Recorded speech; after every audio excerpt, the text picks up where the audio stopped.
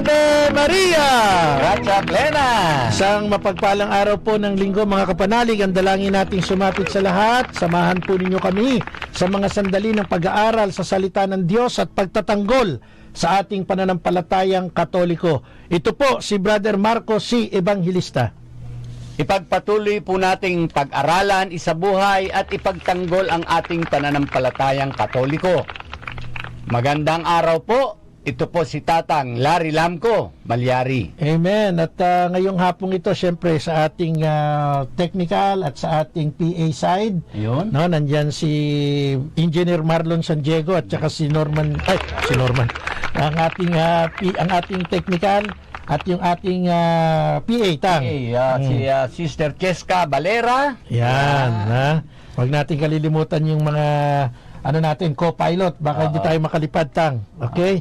So, ngayong hapon pong ito mga kapanalig, sa pagsisimula ng ating programa, ika-15 ng Agosto ay kapistahan naman ng ating mahal na Inang Maria sa kanyang pag-akyat sa langit. Yeah. So, may lilinawin lang po tayo mga kapanalig, no? Ang ating Panginoong Jesucristo umakyat sa langit, ascension. Okay. Ang mahal na ina ay iniakyat sa langit. So, may kaibahan pala. May kaibahan yung umakyat, sariling kakayanan. Sariling power. Oo.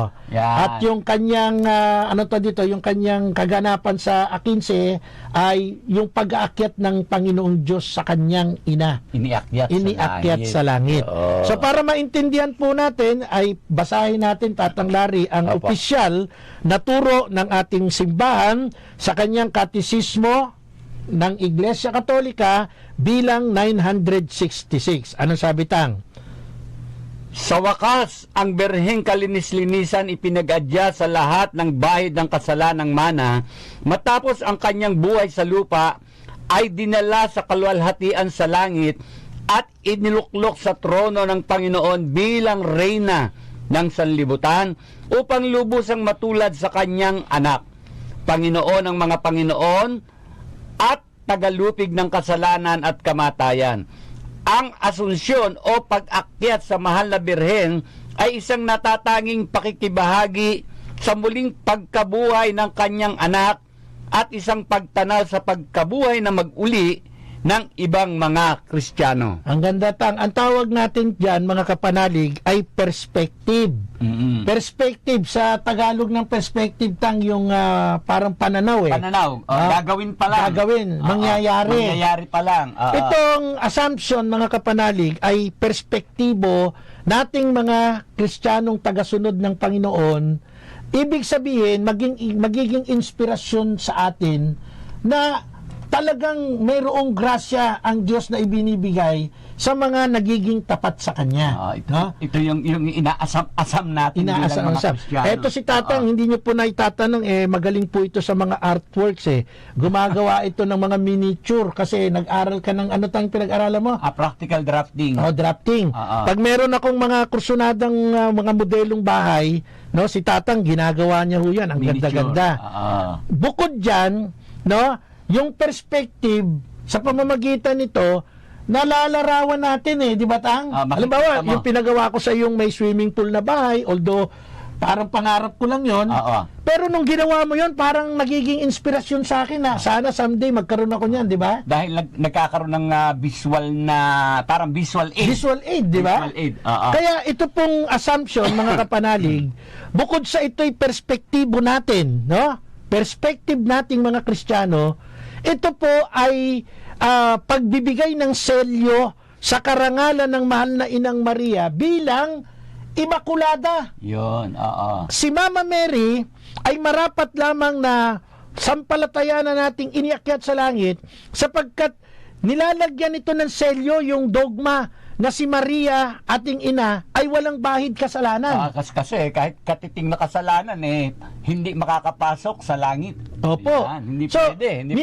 Meaning to say, pag naniwala ka na ang mahal na ina ay iniakyat sa langit, naniniwala ka din dun sa dogma na siya ay walang bahid kasalanan. Konfirmasyon pala yun ng Opo. Immaculate Conception, yung assumption. Yung assumption. Ayan, Ito pa, maganda. Ito pa. Mga kapanalig, bukod sa ito'y konfirmasyon, yung assumption ay konfirmasyon doon sa kanyang Immaculate Conception, ito rin po ay pagpapakita ng pagbibigay karangalan bilang ina ng Diyos. Ha? Amen. Kaya makikita mo tuhog-tuhog yan. Oo. At higit sa lahat, yung kanyang assumption ay simula ng kanyang ng pagpaparangal sa kanya ng Diyos bilang reyna ng langit at lupa. Oh, bakit ko binanggit yung 4? Sapagkat ito po yung 4 na dogma ng simbahan. Ano ang difference ng dogma at saka ng doktrina? Para ho maintindihan natin mga kapanalig. Ang dogma po, 4 lang meron sa mahal na Inang Maria. Yung tinatawag nating Mother of God, Immaculate Conception, yung Assumption, at saka yung kanyang Perpetual Virginity. Now, ano ang ibig nating idiin dito? Ang Assumption, isa sa dogma, 4 na dogma ni Maria, dapat nating tanggapin. Kasi ho, ang dogma, ito po'y inspired by the Holy Spirit. Dapat tanggapin ng lahat ng Katoliko. Ang doktrina, meron kang choice kung gusto mong paniwalaan o hindi. Okay. Pero ang dogma, kailangan tanggapin mo ng buong buo. Kaya lang, Brother Marco, nakakalungkot isipin yung ating mga kaibayo sa pananampalataya, no? Specifically, yung mga protestante, walang ganyang pangyayari. Hindi totoo yan. Hindi nila pinaniniwalaan. Invento nyo lang yan ng mga Katoliko. Ayan. At yan po ang ating bibigyang linaw sa malungkot na balita to sa mga taga Maynila, no? At tayo'y taus-pusong nakikiramay sa pamilya ng mga Lacuna. Matagal na naglingkod dito yung si Vice Mayor Danilo Lacuna. At ako, laking Maynila ako, batang Maynila ako, pinanganak ako sa PGH at ako'y lumaki sa St. Andrews Field at ako'y nagtapos ng pag-aaral ko sa Rafael Palma Elementary School. Ako naman po ay pinanganak sa bagong Barangay Health Center at lumaki po ako sa Pandakan, Maynila. Maynila ka rin. Opo. So pareho tayong Manila Boy. Manila Boy. Yun. Pareho kaming Manila Boy. So sa mga kapanalig natin sa Maynila, ang ating pakikiramay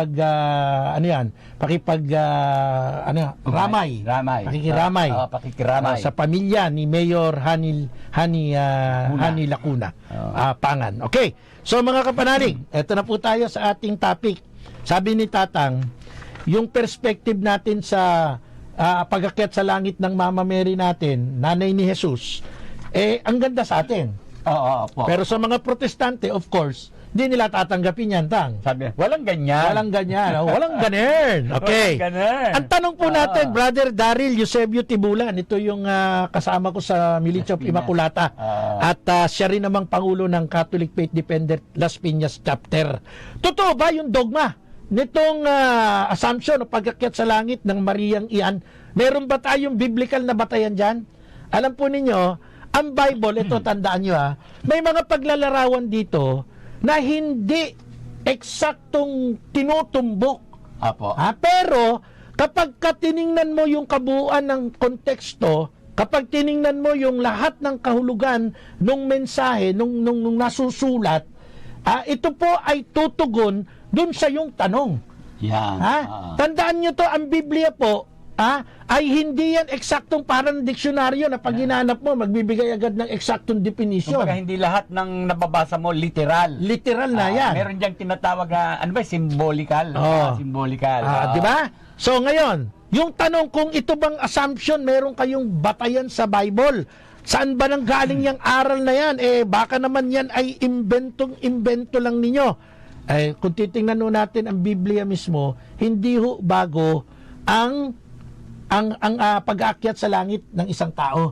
Yung isang tao inakyat sa langit, hindi ho bago yan. Kaya ang assumption ni Mama Mary, hindi ho bago yan. Sapagkat yan po, yung proseso niyan ay naganap na bago pa dumating ang ating Panginoong Jesucristo. Basahin natin mga kapanalig, no? Yung isang tagpo. Kung totoo bang yung assumption, pag-akyat sa langit ng isang tao, nangyari na sa Bible, meron bang biblical na batayan? Imposible ba? Imposible ba? Tama, di ba? Imposible ba yun? Basahin natin, Tang, saan natin pwedeng makita. Ganito po ang isang pangyayaring nakatala sa aklat ng Genesis, Kabanata 5, 21 hanggang 24. 65 taon naman si Enoch nang maging anak niya si Matusalem. Nabuhay siya ng 300 taon pa na kasama ang Diyos at nagkaroon din ng ibang mga anak.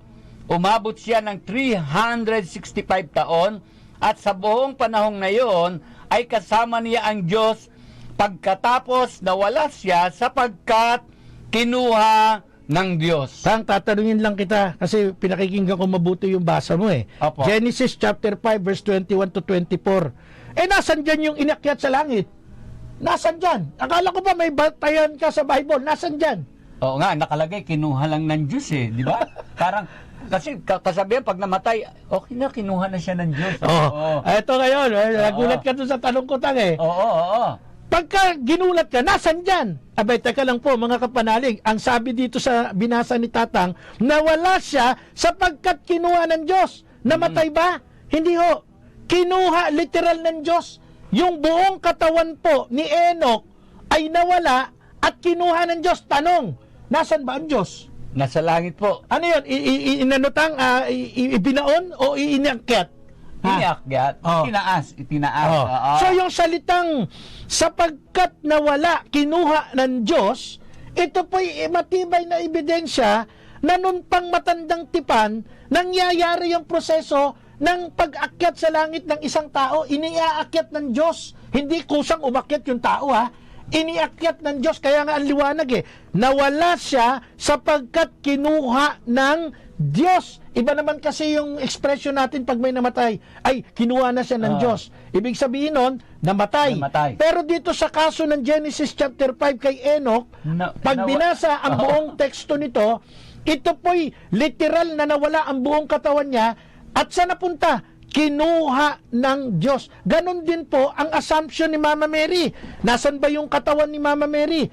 Sa katunayan ang dami-dami ng mga pag-aaral. Wala naman nakitang libingan ni Mama Mary. Bakit? Sapagkat wala ang kanyang katawan, kinuha, iniakyat ng Diyos sa kanyang kaharian.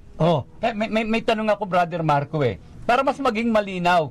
Meron pa po bang ibang pangyayari na mas makakapagbigay linaw? Yung sinasabi mo nga dito sa nangyari kay Enoch, hindi aktual na sinalita. Pero meron po bang mababasa sa Biblia, mga kapanalig, Brother Marco, na pangyayaring aktual na sinalita, yung aktual na nangyayari? Yung pangyayari mismo. Palagay ko, Tang, mas maganda basahin mo na lang. Ikaw na magbasa kasi yung tanong mo, mas maganda ikaw na rin ang bumasa para hindi mo masabing dinadaya kita. Ayan. Sige. Sa ikalawang aklat ng Hari, chapter 2, verse 11, yung tanong mo kung aktual bang kaganapan, kasulat din na aktual. Basahin mo po, ikaw na po ang bumasa, Tatang Larry. Patuloy silang nag-uusap habang naglalakad. Walang ano-ano'y pumagitan sa kanila ang karwahing apoy na hila ng mga kabayong apoy. Nagkahiwalay sila at si Elias ay iniakyat sa langit sa pamamagitan ng ipo-ipo. Tang, yung tanong mo sa akin, meron bang aktual na kaganapan, nakasulat mismo? Anong sabi nung binasa mo? Ang liwanag. Iniakyat sa langit. Kontento ka na? Yes. Opo. Yeah. Kita ho ninyo, ang Diyos ang ginawa kay Enoch, nawala, kinuha. Pero sabi ng mga protestante, pumalag Kinuha, namatay. Kaya wala na sa piling mo kasi kinuha na Yung sabihin, namatay na. Binasa natin yung nangyari kay Elias. Ulitin mo nga yung huling parte, Tang. Ano sabi? Nagkahiwalay sila at si Elias ay iniakyat sa langit sa pamamagitan ng ipo-ipo. So yung tagpo kay Enoch na pinagdudahan pa, ngunit may kumpirmasyon kay Propeta Elias, nakalagay po, iniakyat sa langit. Assumption. Kaya yung argumento ng mga protestante, Tatang Larry, na imbento lang ng Iglesia Katolika, yung pag-akyat sa langit, palpak sila. Bakit? Ang liwanag nung binasa mo, dalawa Di ba? Palpak. Ngayon, balikan natin itong Mama Mary natin. Meron bang paglalarawan sa Biblia na ang babaeng nanay ng Panginoong Jesucristo ay iniakyat sa langit? Basahin mo na rin po, Tatang Larry, sa Aklat ng Pahayag, chapter 12, verse 1. Kasunod nito'y lumitaw sa langit ang isang kagilagilalas na tanda. Isang babaeng nararamta ng araw at nakatungtong sa buwan. Ang ulo niya may koronang binubuo ng 12 bituin. So may binanggit yan, isang babae, nararamtan ng araw. Alamin natin yung pagkakakilanlan ng babaeng nakalitaw dyan sa langit. Ilantad natin, Kabanata chapter 12, Kabanata. O yung talatang 5. Apo. Ganito ang nakasulat, mga kapanalig, pakinggan po ninyo. At ang babae ay nagsilang ng sanggol na lalaki, ngunit may umagaw sa bata at idinala ito sa Diyos sa kanyang trono. Ang sanggol na ito ang itinakdang maghahari sa lahat ng bansa sa pamamagitan ng kamay na bakal. Alam po ninyo, pag binasa natin itong Revelation chapter 12, no, yung verse 1 hanggang verse 5, papalag na naman yung mga protestante, hindi daw yan si Maria. Sapagkat ito daw ay naglalarawan sa simbahan, no? Pero mga kapanalig, kung ang scripture ang pag-uusapan natin at pagtatagpuin natin yung mga nilalarawan sa Revelation chapter 12, dito po sa ibang bahagi, katulad sa Ebanghelyo ni San Lucas, makikita natin yung kumpirmasyon na yung babaeng inilalarawan sa Revelation chapter 12 na nakatungtong sa buwan, nararamitan ng araw, may koronang 12 bituin, ay wala pong iba kundi ang ating mahal na Inang Maria, na ina ng ating Panginoong Yesus. Anong ibig kong sabihin? Kasi po, inilalahad walang pasubali. Opo. Dahil kung ano yung description ng Ebanghelyo ni San Lucas, yun po yung inilalarawan sa aklat ng pahayag. Tingnan po natin yung aking binabanggit sa Lucas chapter 1 verse 30 hanggang 33. Kaya't sinabi sa kanya ng anghel, huwag kang matakot, Maria, sapagkat kinalulugdan ka ng Diyos. Makinig ka, ikaw ay maglilihi at manganganak ng isang lalaki, at siya'y tatawagin mong Jesus. Magiging dakila siya at tatawaging anak ng kataas-taasan.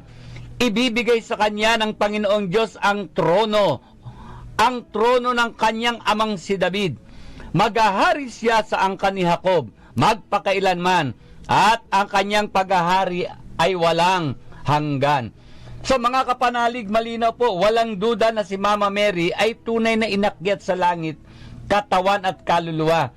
Malinaw po ang paglalahad ng nakatala sa aklat ng pahayag 12:1 at isama natin ng 5, ang babae o si Mama Mary ay lumitaw sa langit at nakatungtong sa buwan.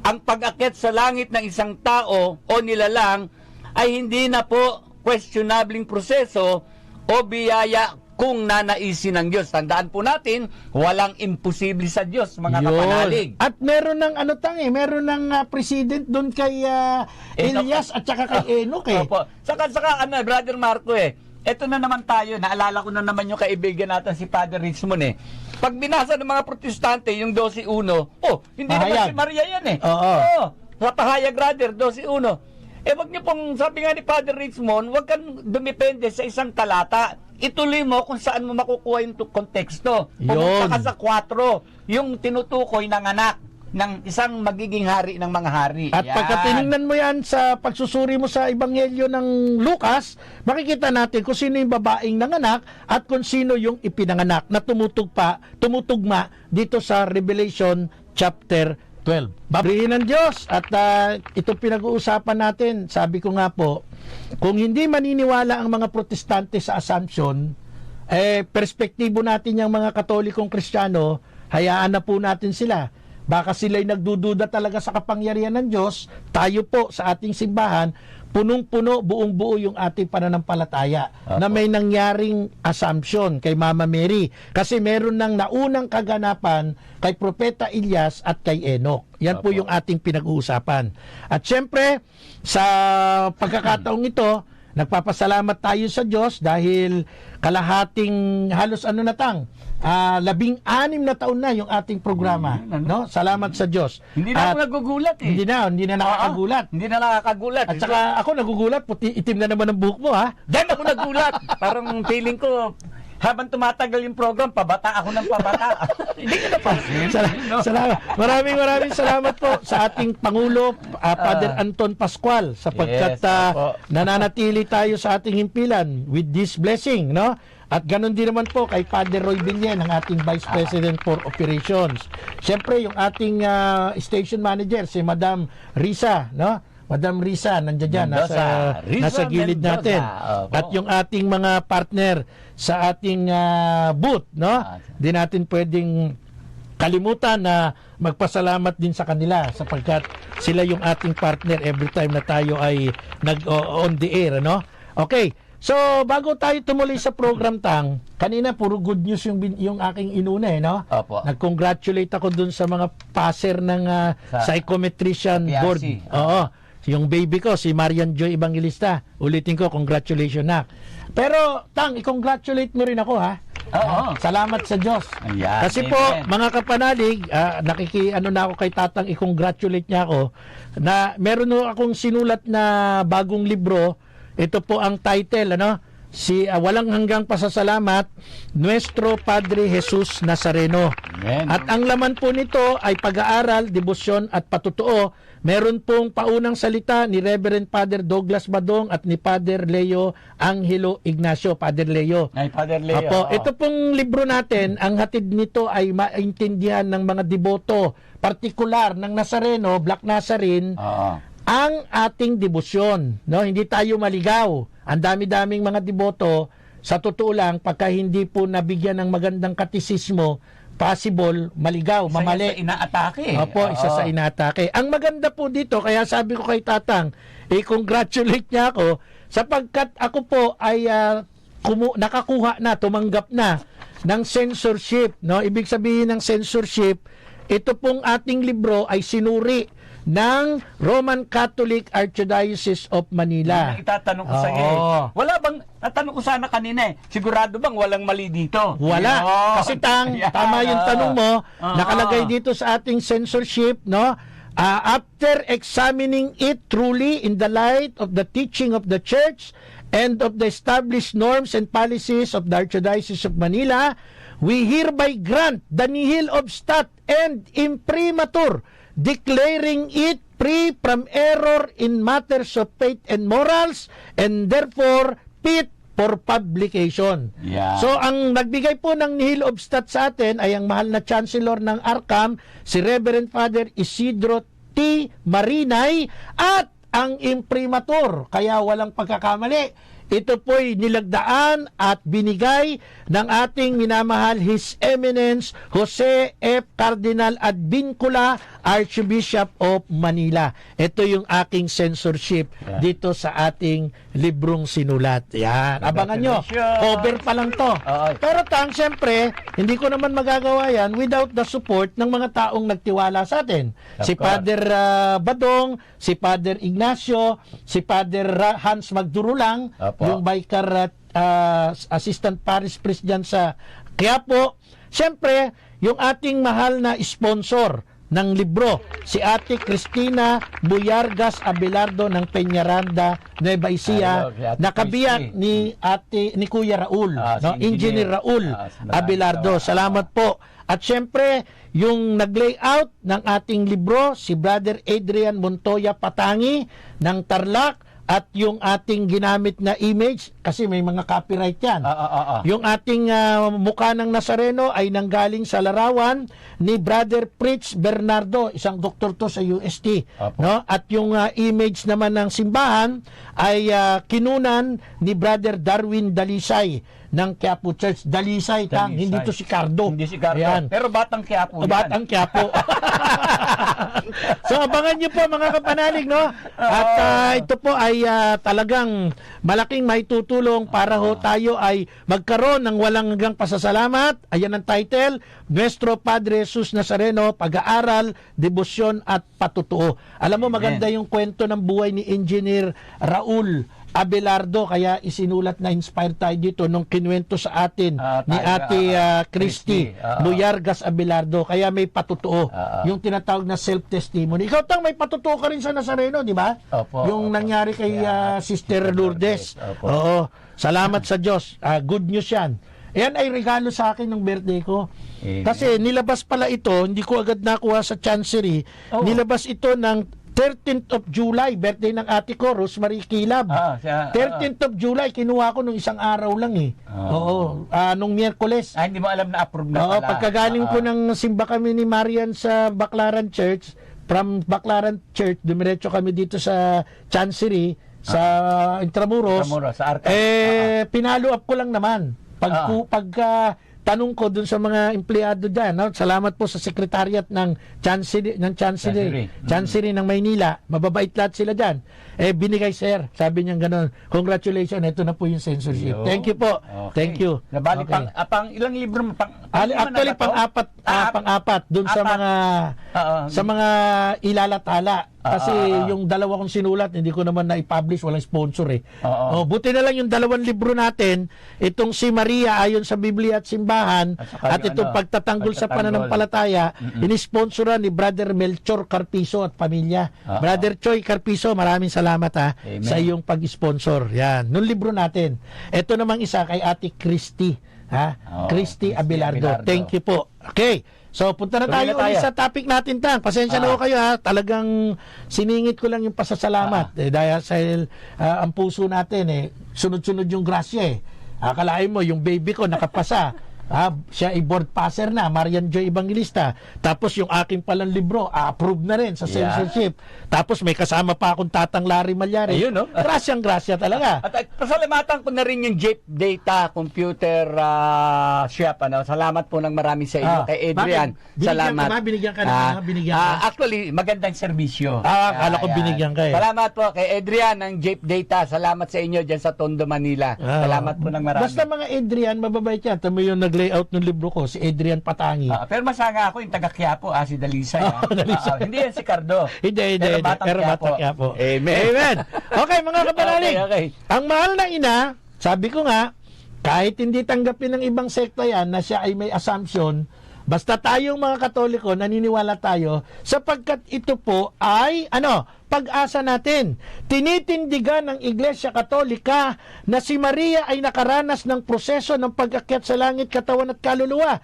At dapat nating maunawaan ang aral na ito ng simbahan. Ito po ay para sa ikararangal at ikapagbabantog ng kanyang karangalan, kanyang kabanalan bilang ina ni Jesus. Tatanungin kita, Tang.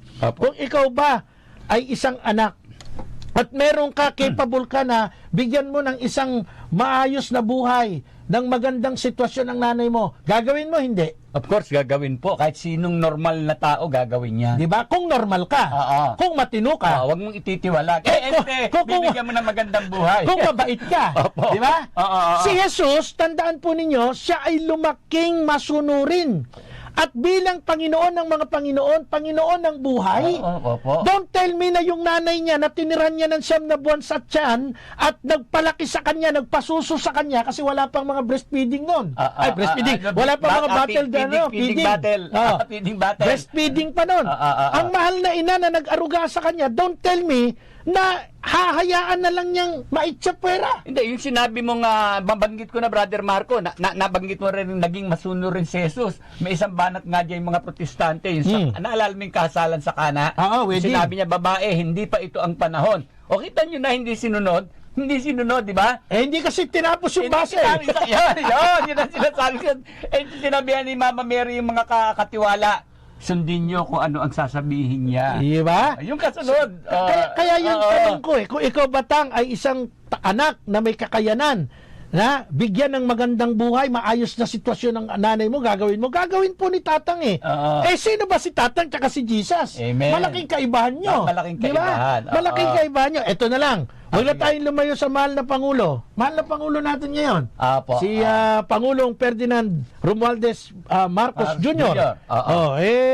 Pangulo na natin yan, Tang. Tanggapin na natin. Ay, tanggap na tanggap. Hindi, totoo naman yun kasi sumusunod tayo sa Biblia. Magpasakop kaysa namiminuno. Kasi si Tatang hindi binoto si Bongbong. Para alam ninyo. Sabihin mo na, makaleni ako ginuunti-unti mo pa ito Sige. Bakit natin tinutukoy ito? Kasi ganito Nung siya naging Pangulo, nag-birthday si Madam Imelda, First Lady Imelda Romualdez Marcos. Alam mo kung saan ginawa yung birthday? Saan? Sa Malacanang. Of course. Bakit? Nandun na siya sa Malacanang eh. Si Pangulong Bongbong Marcos nasa Malacanang na eh. Opo. Mapagmahal sa nanay, nag-birthday ang nanay, doon iginawa ang event sa Malacanang. Alam mo kung saan nagmana yan si Junior? Of course, sa senior. Yes. Yan. Ferdinand, Edralyn Marcos, at si Doña at si Doña Josepa, si Lola Sepa. Ito, bakit namin sinample to? Hindi sa politika. Kasi politika. mas madaling maintindihan eh. Di ba? Ngayon, si Pangulo tuloy. Si Lord Jesus, no? Umakyat sa langit. Don't tell me, itchapwera yung nanay niya. Nasa langit siya, yung nanay niya. Dito lang ako, bahala ka dyan. Bahala ka dyan, di ba? Hindi pwedeng gano'n. Hindi pwedeng gano'n. Sabi nga po ng Roma chapter 5 verse 17, mga kapanalig, ano? Sa Roma chapter 5 verse 17. Sa pamamagitan ng isang tao, si Adan, naghari ang kamatayan dahil sa kanyang kasalanan. Ngunit sa pamamagitan din ng isang tao, si Jesucristo, higit ang kinamtan ng mga kinahabagahan ng sagana at pinawalang sala, sila'y maghahari sa buhay kay laki ng kahigtan ng pagpapalang ito sa kasawiang iyon. Ang ganda ng talatang binasa mo, ano? Paano may paliliwanag para mas maintindihan ng mga kapanalig natin yan? Yun nga pinawalang sala, binigyan ng buhay eh. Pinawalang sala, ibig sabihin ikaw makasalanan, ako makasalanan. Bibigyan tayo ng buhay. Si Mama Mary po, walang kasalanan eh. Tatandaan po natin, ang ating Panginoong Jesucristo ay nagbibigay ng pagpapala sa muling pagkabuhay at siya rin ang nagbibigay ng buhay sa sangkatauhan. Kaya ito po mga kapanalig, ano, ako, sabi ko nga bilib ako kay Brother Hamsky Ray eh. Si Hamsky Ray. Brother Hamsky Ray. Lagi kong sinusubaybayan yung kanyang page, ano? Paisan, magkaka-comment ako yung kanyang Facebook page. Talagang, ano to dito, kahit na yung mga kausap niya dyan sa kanyang Facebook, parang mga, nonsense na, pero sige pa rin siya na sige, paliwanag may tawag na ako dyan eh. Ano? Mapagpatol. Hello, Hans Gray, friend kayo sa Facebook. Pero mahusay. Magaling talaga siya. Kaso yung mga kadebate niya doon, mga angat eh. Kahit anong paliwanag niya, hindi talaga maiintindihan. Ano na yun, na-brainwash na yun. Sana kung nandito lang sa Metro Manila si Brother Hamsky Ray, maimbitahan natin dito eh. Speaking of invitation si Brother Adrian Milag nga pala, yung aking mahal na kaibigan. Mahal na kaibigan ko na ngayon si Adrian Milag. Kilalang vlogger to, Tang. Ako po ay kanyang na-interview dito po sa kanyang programang Istoryang Katoliko. Yun. Ito pong si Brother Adrian Milag ay isang renowned Catholic inspirational vlogger at awardee ng 2022 Catholic Social Media Award as Best Catholic Vlog. Ako'y kanyang na-interview nung ika-10 ng Agosto. Nung nakaraan. Guest natin siya sa August 27. Linggo. Live. Live. Dito. Sige. Uupo siya dito sa ating booth para mas mapagkwentuhan natin yung mga pangyayari sa kanyang page na Istoryang Katoliko. Mga kapanalig, nasa huling bahagi na po tayo ng ating palatuntunan Apolohetika. At patuloy po nating tinatalakay yung kapistahan ng Mahal na Ina sa August 15, which is the Assumption, ang kanyang pag-aakyat sa langit. Alam po ninyo mga kapanalig, ang Mahal na Ina, pinaniniwala nating umakyat sa langit, unang-una sa lahat, sapagkat naniniwala po tayo sa isang nakasulat sa Bible, na sabi ko nga, kung ikaw ay isang anak na may kakayanan dalhin sa magandang ayos na lugar, ang nanay mo, how much more ang ating Panginoong Jesucristo na sinasabi nga ng Biblia, yung pagkakakilanlan sa Biblia ng mahal na Panginoong Jesus ay lumaking mabuting anak. Masunuring anak. Amen. Now, kung siya po ay nasa langit, hindi yung imposibleng ang kanyang nanay ay hatakin at dalhin doon. Sinampol nga natin si Pangulong Bongbong Marcos Pag upo ng Malacanang, birthday ni First Lady Imelda, nanay niya, doon niya sinelebrate, doon niya dinala. Ang ganda na dinala niya sa Malacanang kasi nasa Malacanang na siya. How much more ang Panginoong Jesucristo? Di ba? Malayong-malayo naman ang Jesus Lord natin kay Bongbong. Kanino mang tao. Di ba? Ano ang sabi ng aklat ng awit, Tatang Larry, chapter 6, verse 10? Pagkat di mo tutulutang ang mahal mo ay malagak sa balon ng mga patay upang doon maagnas. Ito po yung pisikal na katatayuan ng ating mahal na ina. Sabi ho ng Bible, hindi mo papayagan, hindi mo tutulutan. Ang mahal mo ay mapunta sa balon ng mga patay upang doon magnas. Alam niyo ano yung balon ng mga patay? Libingan. Libingan. Cemeteryo. Hindi, ito na nga, Brother Marco Kung si Elias at si Enoch ay, anong tawag dito? Naging matapat sa Diyos. Naging matapat. Hindi pinabayaang makaranas ng kamatayang pisikal o mabulok ang katawan sa libingan. How much more yung pinanggalingan ng Panginoon na katawan. Ito yung binasa natin, tama yung punto mong yan, Tang, Kinumpara mo dun sa dalawang propeta, si Enoch at si Elias. Sila naging masunurin sa Panginoon. Babalikan ko yung Awit chapter 6 verse 10. Sapagkat di mo tutulutang ang mahal mo. Tanong, ito bang Mariang ipinaglalaban yung inakyat sa langit, mahal ng Panginoon? Mahal ba siya ng Panginoon? Of course. May patunay ka na mahal siya ng Panginoon? Mahal na mahal po yan. Saan? Okay. Basahin natin ang sa 1:28 po ng Lucas, pakinggan ninyong maigi mga kapanalig. At pumasok siya sa kinaroroonan niya at sinabi, Magalak ka, ikaw ay totoong pinakamamahal, ang Panginoon ay sumasa iyo.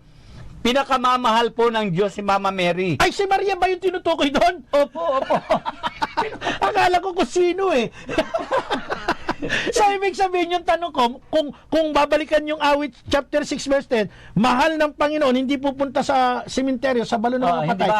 Yung binasa mong Lucas 1:28, ang tinutukoy pala dyan ang mahal na inang Maria. Opo. Anong pagkalalarawan niya? Ulitin mo nga tayong paglalarawan. Ikaw na totoong pinakamamahal. Bakit? Hindi lang pala mahal Ang Panginoon ay sumasa iyo. Yun.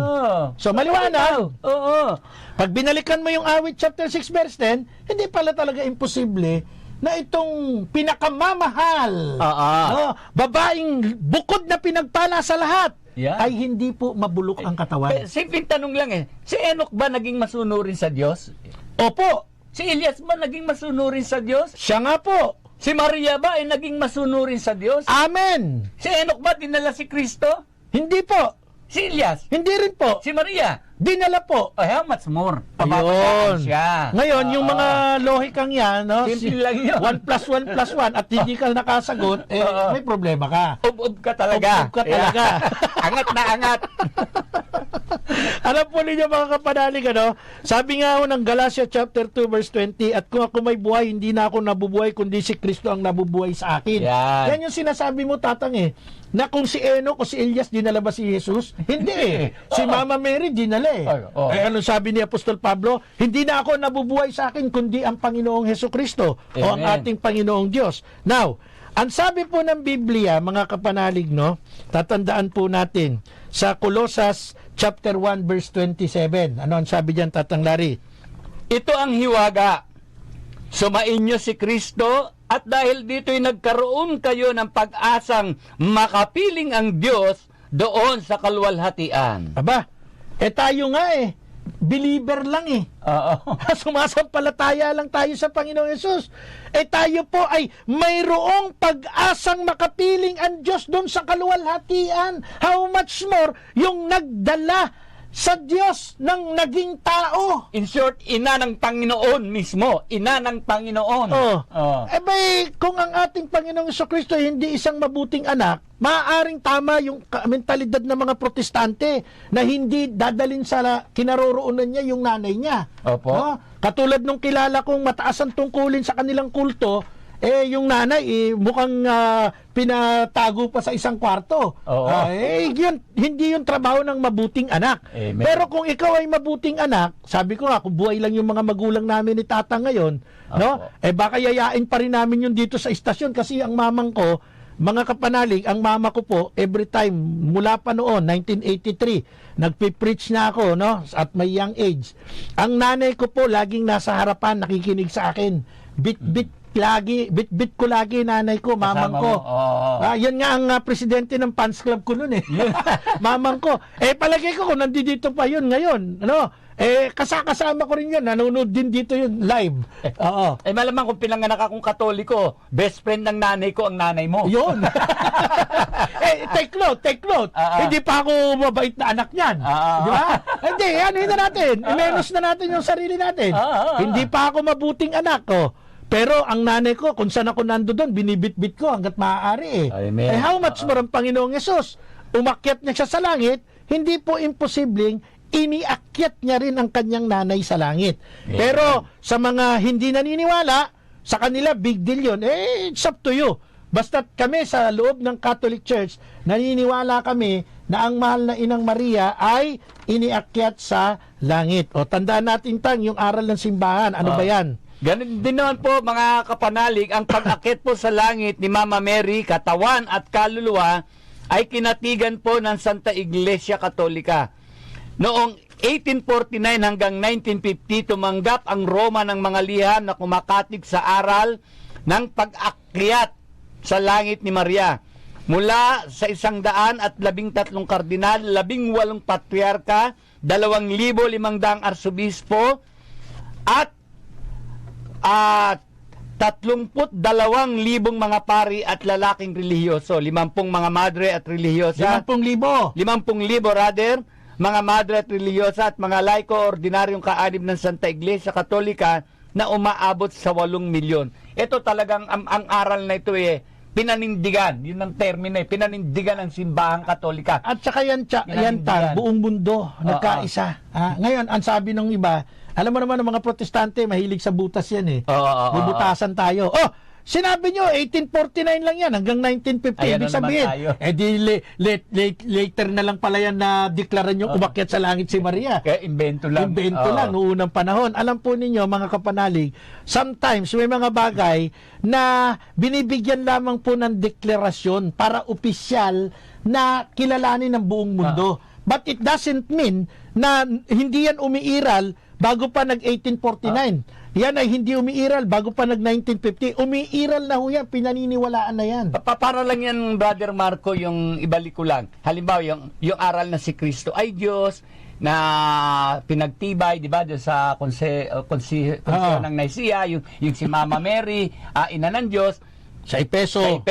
May mga certain year. Pero hindi nangangahulugang inimbento. Kasi ang simbahan po, lahat ng aral niya nasa Biblia. Pero pinag-aaralang mabuti ng simbahan kung papaano itong itinuturo o kung papaano ituturo para mailayo sa pagkakamali. Opo. Pinag-aaralan. Ang problema kasi sa ibang mga labas ng simbahan, meron lang maatake sa simbahan, no? Mga bagong sulpot lang naman, para bagang mas nagmamarunong pa doon sa mga sinauna pang umiiral. Tawag doon tira pasok. Halimbawa, meron isang sektang nagpapasikat, sumisikat, nasikat na raw sila.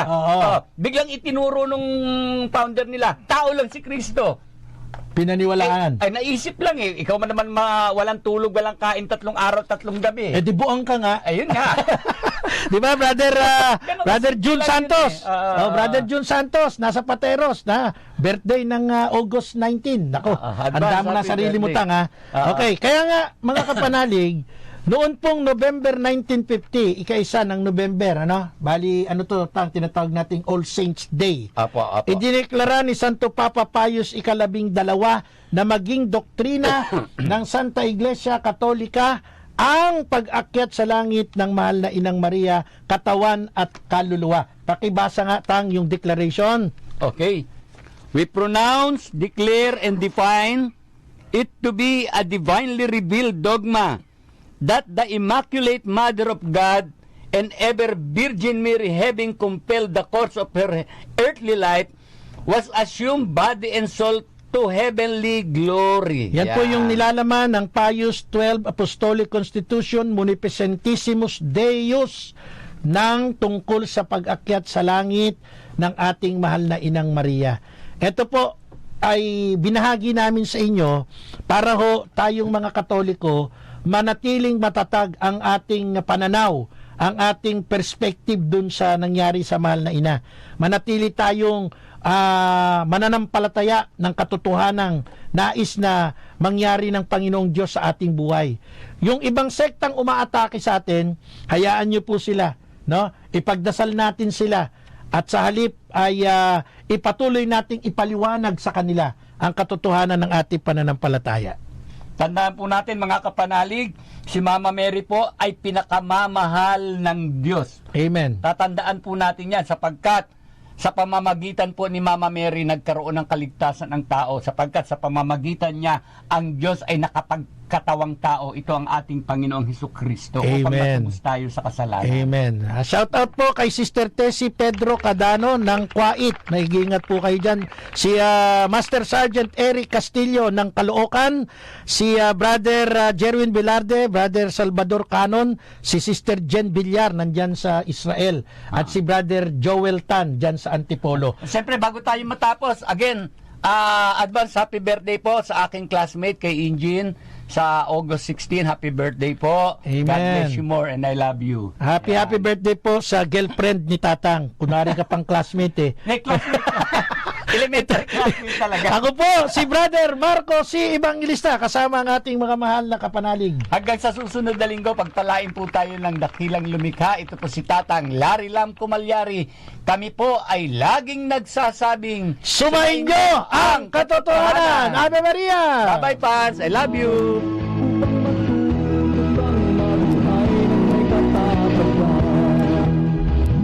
Kayo'y nakikinig sa programang Apolohetica.